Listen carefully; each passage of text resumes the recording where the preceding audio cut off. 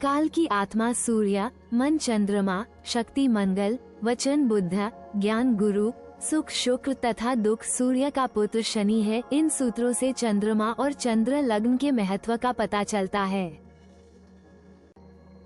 1. इसका अर्थ कुछ इस प्रकार है। लग्न षड्वर्ग आदि शरीर है तथा अन्य ग्रह शक्ति हैं, किंतु चंद्रमा प्राण है। प्राण नष्ट होते ही शरीर तथा शक्ति का नाश हो जाता है, इसी कारण चंद्रमा का बल प्रधान है।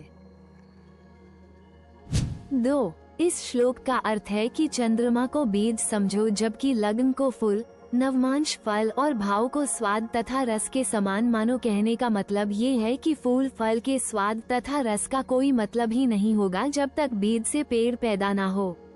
ये पोटली तैयार कब होगी, यह बात दशाएं तय करती हैं। महर्षि पराशर दशा अध्याय में 42 दशाओं के नाम गिनाते हुए कहते हैं, दशा बहुविधास्तासु मुख्या विंशोत्तरी मता। इसका अर्थ हुआ दशाएं तो बहुत हैं, परंतु मुख्य विंशोत्तरी माननी चाहिए।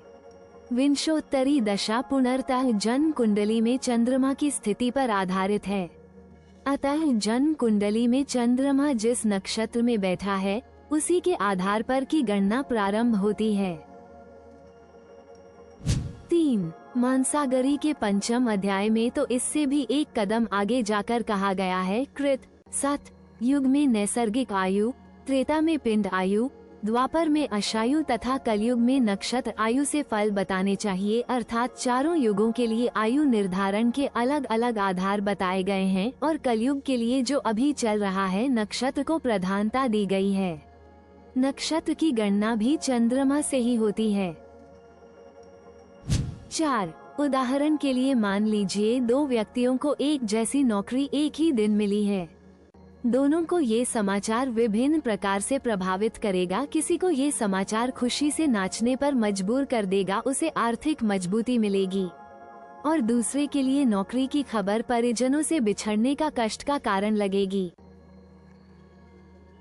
हमारे चैनल को सब्सक्राइब करें और ज्योतिष की गहराइयों को जानें।